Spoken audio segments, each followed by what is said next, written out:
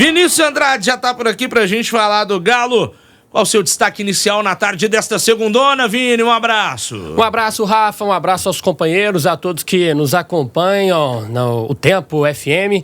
Olha, desdobramentos, né, deste empate entre Atlético e Fortaleza, 1-1 na Arena MRV. Na noite de ontem, mais uma vez o Atlético decepcionando, já é o 5º jogo em casa e apenas uma vitória, aquela diante do Cruzeiro, aquele placar de 3-0, o Atlético que teve uma derrota contra o Palmeiras e 3 empates. Bahia, Criciúma e agora o Fortaleza, o Atlético emendando então uma sequência de 3 jogos sem vitória, vinha de 2 derrotas, agora esse empate e amarga, podemos dizer assim, a 10ª colocação do Campeonato Brasileiro. O Atlético, que era um dos postulantes ao título, é papo para daqui a pouco com os nossos comentaristas, mas o Galo já vê os seus principais concorrentes abrindo uma grande distância. O Flamengo, por exemplo, que é o líder da competição, já abrindo 10 pontos, o Palmeiras, o vice-líder, abrindo 9 pontos. É bem verdade que o Atlético tem um jogo a menos em relação a essas equipes, mas já vai descolando ali na parte de cima da tabela. O Atlético que foi a campo ontem com novidades. Mais uma vez o técnico Gabriel Milito tendo que mexer bastante na equipe devido a desfalques importantes. E ontem ele foi com 3 zagueiros de origem: Bruno Fux, Igor Rabelo e Maurício Lemos. E aí o Saravia fez a ala pela direita. O Batalha, como alguns vinham pedindo, foi volante com e sem a bola dessa vez.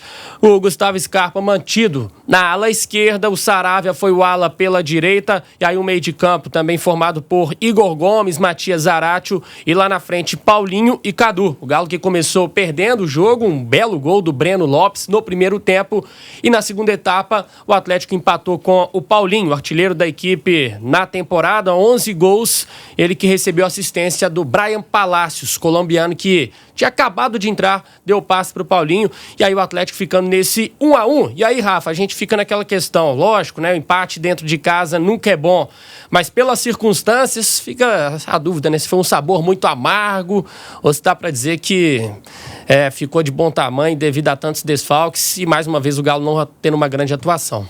Pois é, eu já tinha feito a pergunta antes pro Lélio, mais cedo, e vou até aproveitar o ensejo para chamar o Breno Galante pro bate-papo para fazer essa pergunta para ele, tá, Vini?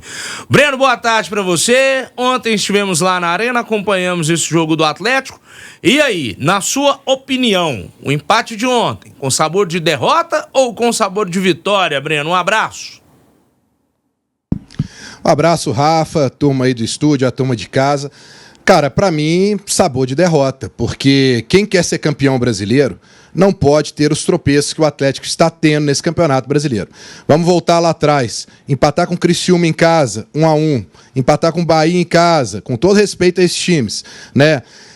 Você empatar agora com o Fortaleza, da maneira que foi. O jogo do Palmeiras até tudo bem, tinha 1 a menos, Palmeiras é um concorrente ao título, mas, cara, 3 empates dentro de casa como esse são 6 pontos, para mim, jogados fora. A obrigação do Atlético é vencer esses times em casa. O Atlético estava desfalcado? Estava, mas Fortaleza também estava desfalcado. E ontem o primeiro tempo do Atlético, para mim, foi horroroso, Rafa. 2 chutes a gols que sinceramente não criaram nenhum tipo de problema para o time do Fortaleza.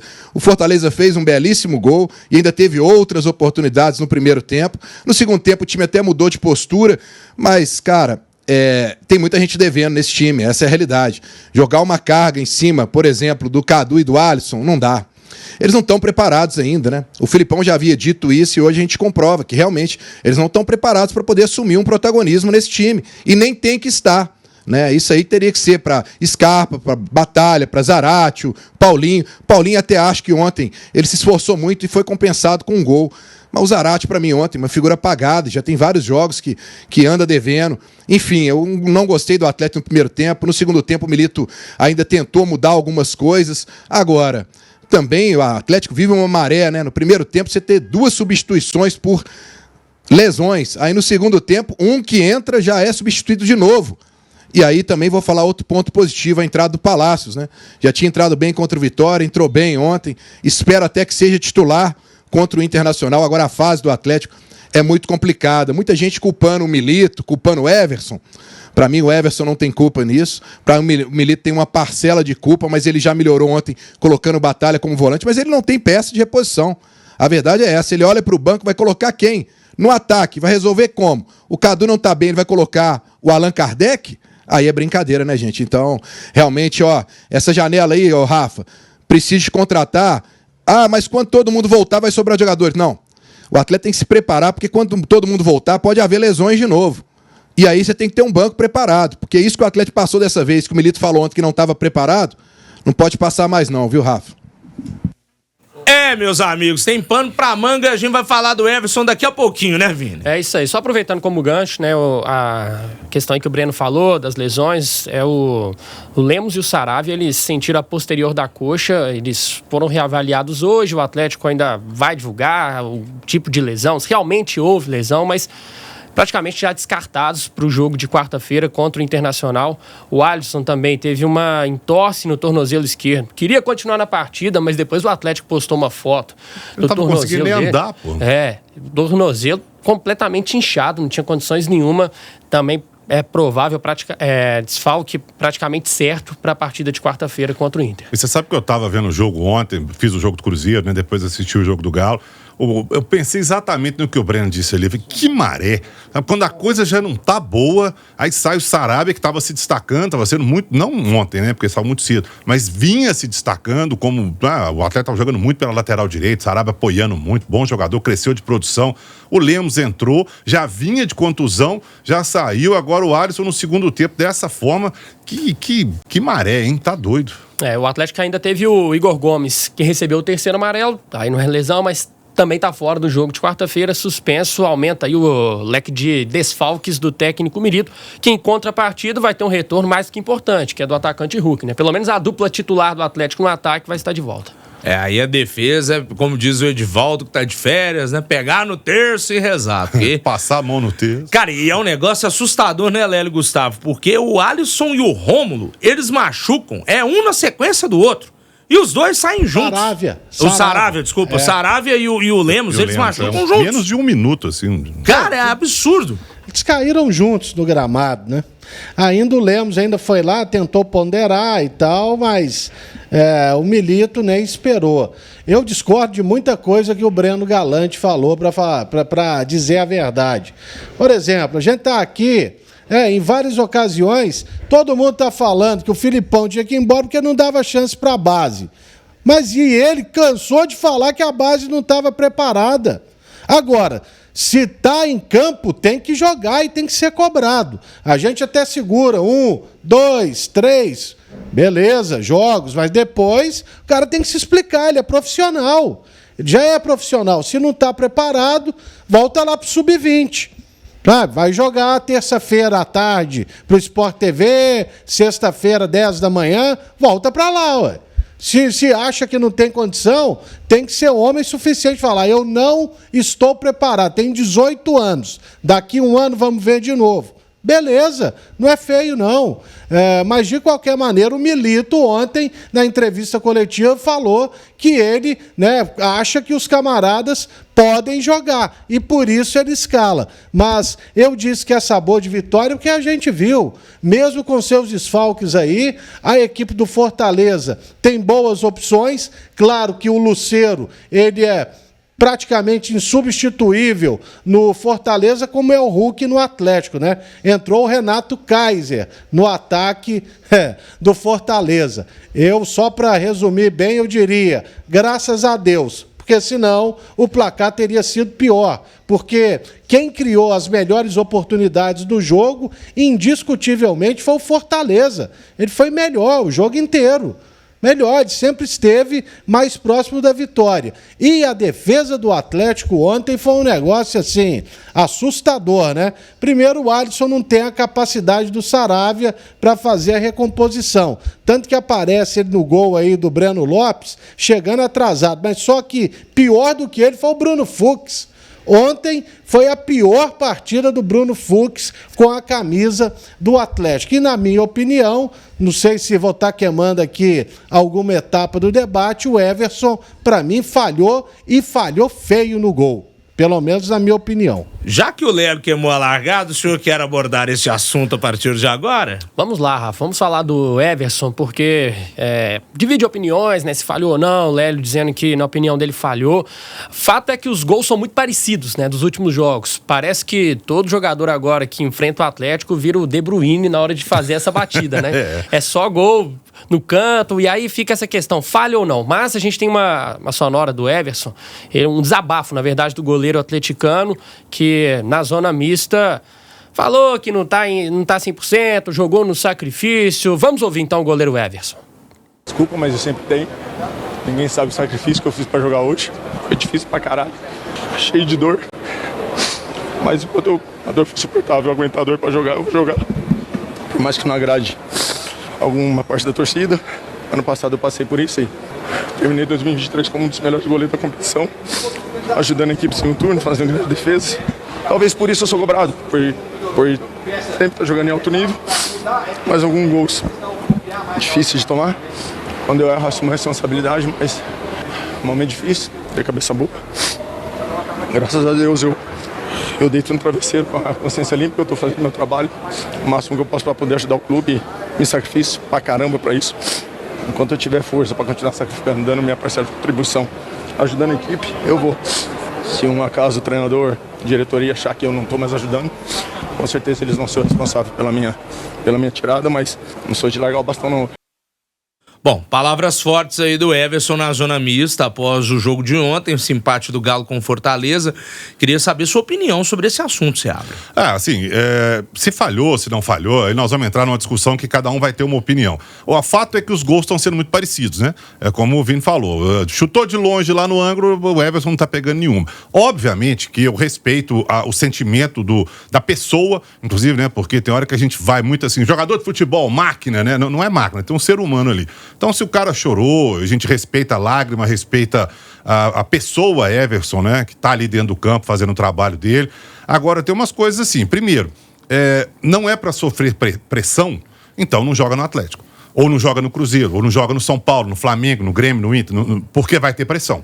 Isso é fato. Sempre foi assim, sempre vai ser assim, vai continuar sendo, né? E segundo, me estranha um pouco quando você ouve o Everson falar, tô jogando no sacrifício, eu não tava conseguindo nem dobrar meu dedo. Peraí, ué, o Matheus Mendes tá aí, e diz o Vitor, inclusive, que ele tá voando nos treinamentos. Como é que é isso? E aí, de repente, o Everson é obrigado, entre aspas, claro, a jogar no sacrifício, sem conseguir dobrar o dedo, um goleiro. Olha, aí sinceramente eu acho que prejudica o jogador, ele se prejudica, ele prejudica o time, ele prejudica a coisa toda. Eu acho que aí tá tudo errado. Respeito o sentimento dele, respeito a lágrima dele, respeito a forma como ele fala, mas jogar no sacrifício um goleiro que não tá conseguindo dobrar o dedo, pra mim, é meio demais. E aí, Lelão? Você abre? Fala, Breno. Não, é só uma informação. Eu conversei com pessoas do Atlético hoje que me passaram foi o seguinte: ele teve uma pancada no dedo da mão direita contra o Vitória e acabou ali infeccionando e ele teve dificuldades ali para movimentar o dedo e calçar a luva com muita dor e tal. Ele foi medicado nesses dias aí, depois do jogo contra o Vitória, e ontem pela manhã ele fez um teste. O DM do Atlético, a comissão técnica e o próprio Everson chegaram à conclusão que ele tinha condição de jogo. Então ele assumiu a responsabilidade de jogar, né? Aí depois, claro, esse desabafo dele, eu acho que vem também muito pela questão da perseguição que ele vê através das redes sociais, que o torcedor está com ele, mas, segundo o próprio Atlético, o departamento médico e tudo, ele tinha condição de jogar. Bom, Lélio Gustavo, queria saber sua opinião aí. O Breno trouxe essa informação agora, eu até o momento eu não sabia do que se tratava, né? A explicação de como foi essa lesão aí do Everson. Mas voltando ao desabafo do goleiro, Lélio, qual a sua opinião sobre o assunto? Olha, se existe algum abalo psicológico aí, um desgaste mental, o Milito não trouxe um psicólogo com ele? Então, ele tem que ouvir o Everson e a melhor decisão do treinador é afastá-lo e colocar um outro goleiro que esteja, né, em condição de jogo. É simples. Ontem até falaram durante a transmissão da TV que eu estava ouvindo que o Zarate também estava no sacrifício e nem por isso ele chorou. É claro, eu também respeito, de repente pode ser um problema pessoal do cara. O jogador não é máquina, mas eu volto a falar que para mim foi falha, né? E é uma falha muito clara para mim de posicionamento. E se não é um gol que um goleiro que estava pleiteando jogar na seleção brasileira pode levar. Não é. O gol do Mateuzinho contra o Vitória, eu não achei falha. Mas o terceiro gol do Vitória, que foi do William Oliveira, eu achei falha. Era uma bola defensável também. Então, é o seguinte, se não está em condição, dá um tempo, dá uma descansada.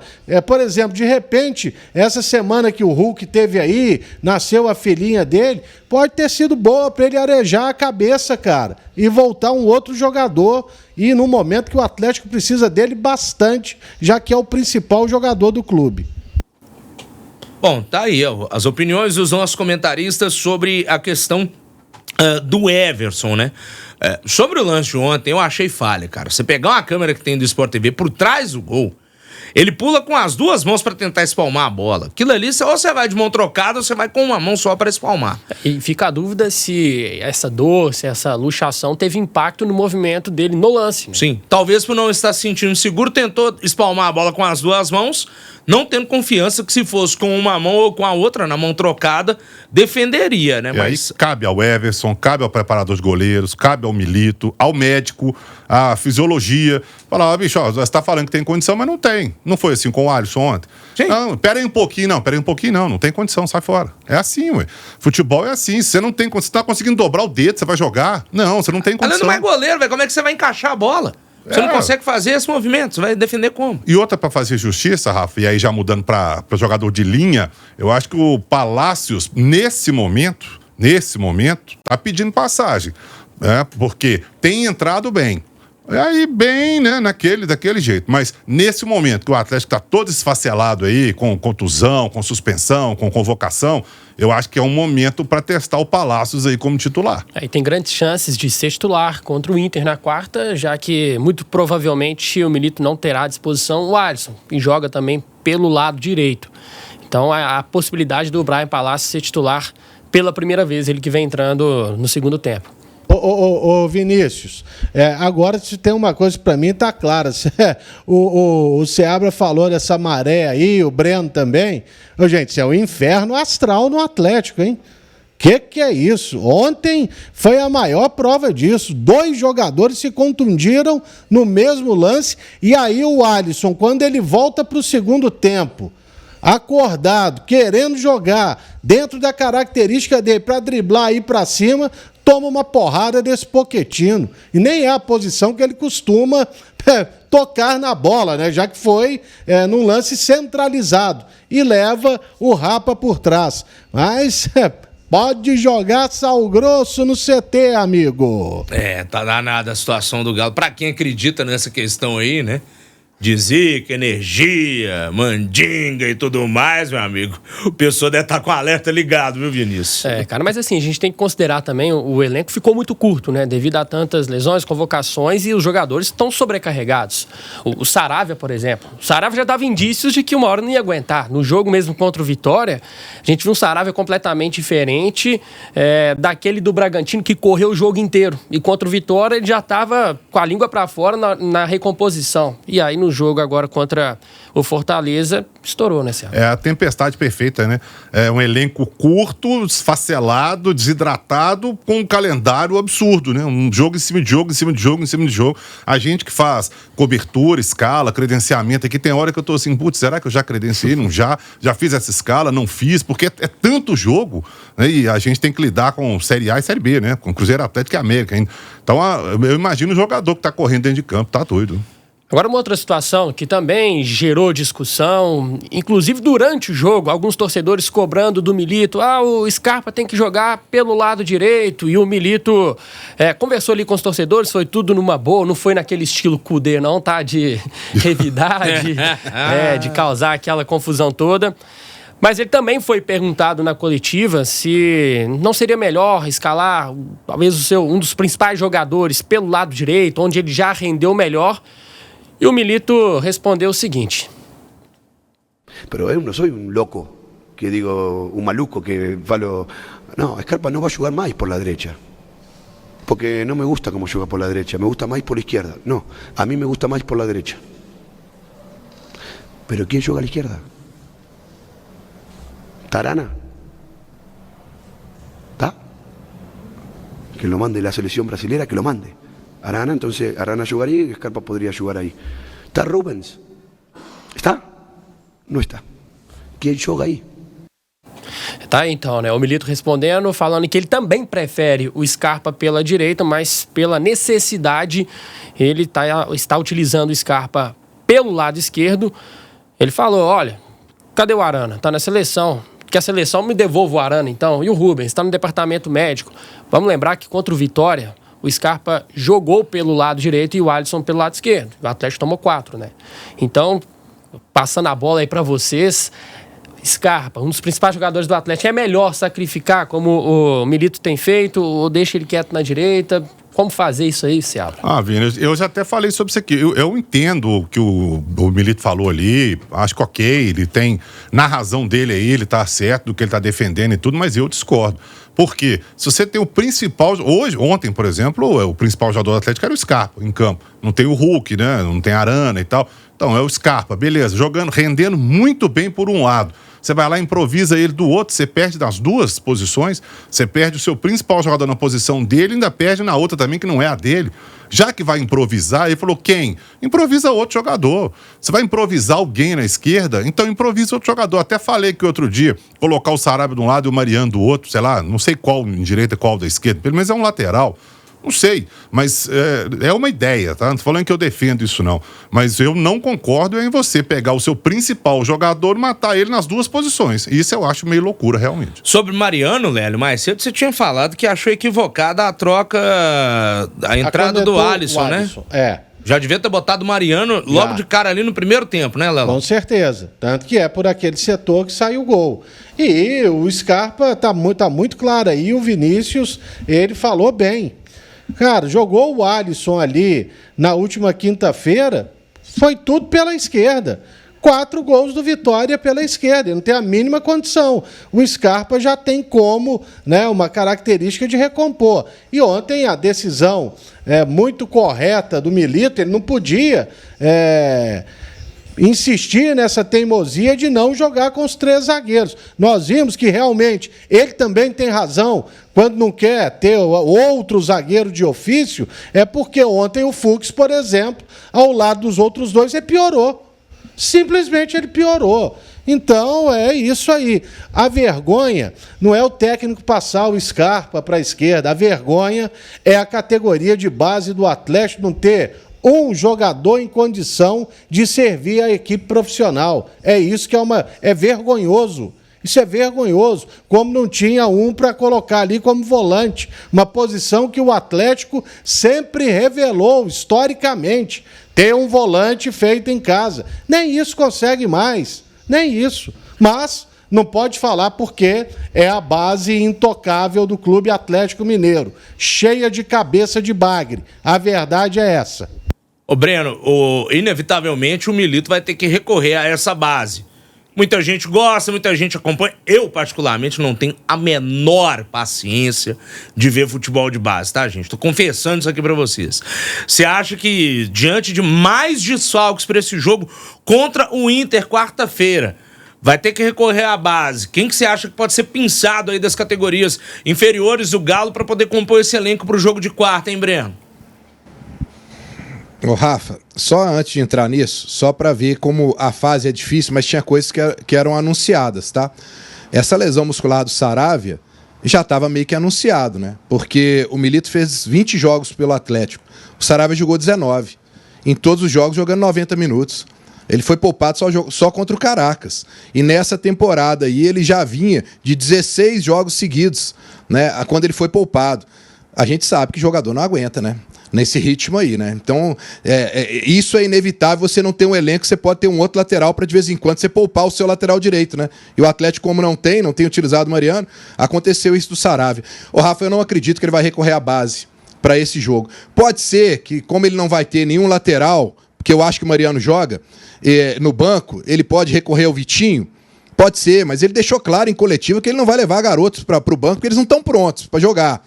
mas ele não vai ter nenhum zagueiro para o banco e não vai ter nenhum lateral, né? Eu acho que, ainda com as peças que ele tem, nós vamos falar sobre isso amanhã, dá para montar um time competitivo, ainda mais com o retorno do Hulk. Agora, se levar algum garoto da base para compor o banco aí, mas mesmo assim ele ainda tem 8 jogadores que dá para ele levar para o banco, só não vai ter zagueiro e lateral. Não estou acreditando que ele vai levar, não. Talvez deixe o Paulo Vitor lá e aí improvise ao longo do jogo se tiver uma necessidade. Não sei não, ele já deu o recado para a base, né? O Lélio disse tudo da base aí do Atlético já, Rafa. Ô Vini, falando ainda sobre essa questão aí do próximo jogo contra o Inter, mais uma pedreira, o Galo costuma, né, ter dificuldades aí com o Internacional, apesar do jogo não ser no Beira-Rio, vai ser no Heriberto Rios. Tem uma outra questão que chama atenção. O Batalha ontem em campo foi acusado por um jogador do Fortaleza de racismo, né? É isso, é situação delicada. O árbitro relatou na súmula a denúncia do jogador do Fortaleza, o Pedro Augusto. E hoje o Fortaleza emitiu uma nota, lendo rapidamente aqui um trecho da nota, diz assim: o Fortaleza Esporte Clube repudia de forma veemente os atos de xenofobia, racismo e discriminação contra o atleta Pedro Augusto, ocorridos na Arena MRV durante a partida entre Atlético e Fortaleza, válido pela 11ª rodada do Campeonato Brasileiro.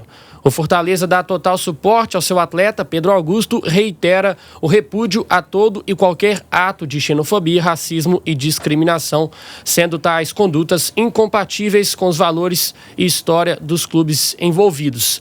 Tá aí, então, a manifestação do Fortaleza. O Atlético não se manifestou publicamente, nem o Batalha.